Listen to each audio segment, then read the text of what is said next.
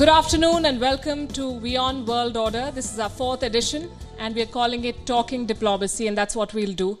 But before we begin, I want to introduce you to the concept, the idea behind this event. Diplomacy is perceived as a straitjacketed behind-the-scenes affair. All that you see is handshakes, photo ops, joint statements, and after Donald Trump, sometimes interesting tweets. So we've decided to get diplomats here around the talking table with the cameras rolling so that you can see what goes into shaping these conversations, how agendas turn into policies. And our first session today is on a subject that has perhaps made more headlines than anything else in 2019. It's climate change. It's a real and present danger.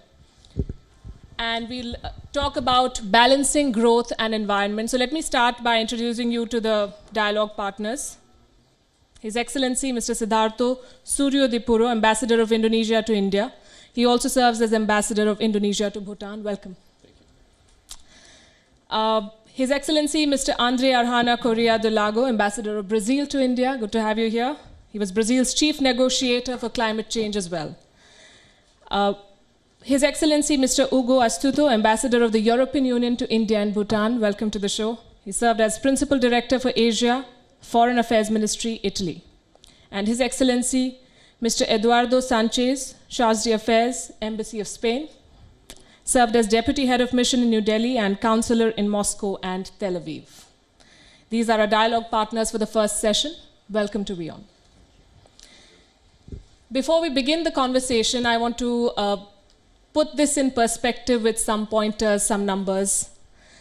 A UN-backed report says that 1 million animal and plant species will be extinct soon because of human activity. 75% of the world's fresh water is being devoted to agriculture and livestock. 60 billion tons of renewable and non-renewable resources are extracted globally every year.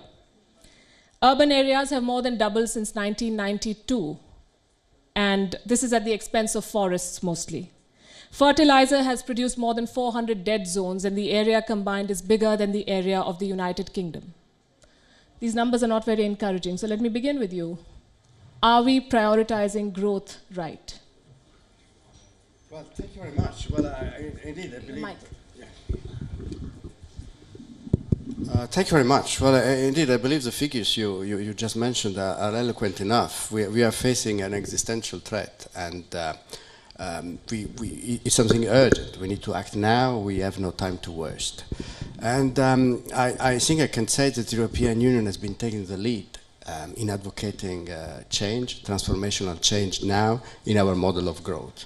So we want to achieve growth, but we want a growth which is sustainable, which means basically we have to invest in innovation. We have to frame a new model of growth whereby we can create jobs, we can create employment, but at the same time we protect our environment and we fight against climate change.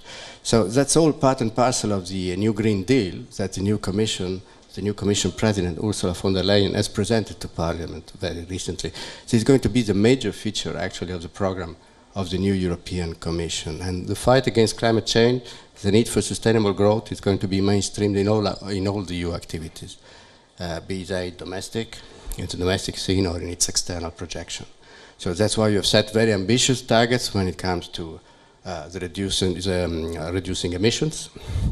That's why we are preparing a set actually of new legislation which is going to be in place very soon. Legislation which I think it will be a first in the world, whereby our targets will be set in stone also when it comes to rules and norms. And we have set out a vision whereby Europe will be the first climate-neutral continent by 2050. I think that's necessary, and we are ready to act, and we are ready to provide leadership. Right. Legislation is fine, and policy making and perhaps starting the conversation always helps. Ambassador, at the United Nations meeting in 2015, all the member nations agreed to sustainable development goals, cutting down carbon emissions by 45%, making sure that temperature rise is reduced to 1.5 degrees. We are not on track. So while these meetings are all right, why aren't countries being able to balance growth and environment? Well, there are many reasons for that. It is, and we have seen, a very delicate politically for most countries, because most countries have some areas that will suffer a lot with the changes that are necessary for true sustainable development and for combating climate change. I explain, be it a developed country or a developing country, all countries have sectors that will lose in the process. But even more if we stress the challenges that we have ahead of us. But we have many good news in this process.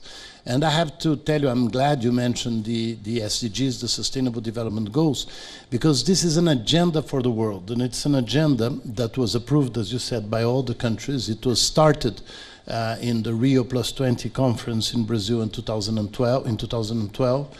And it really shows what we need to do. But one of the main things that we need to do, for instance, which is one of the SDGs, is the change of unsustainable patterns of production and consumption. And this is something that, by the way, we always say, with developed countries taking the lead, which the European Union just mentioned, and it is true, the European Union has a very active policy towards a new way of seeing development. But obviously, it's very different for countries like Brazil or for India or other developing countries to adapt to this new economy, because at the end of the day, it is a new economy, without the technological and the financial resources. So it's a great challenge, but as you said, I've worked in this area for many years, and believe it or not, I'm a very great optimist regarding that.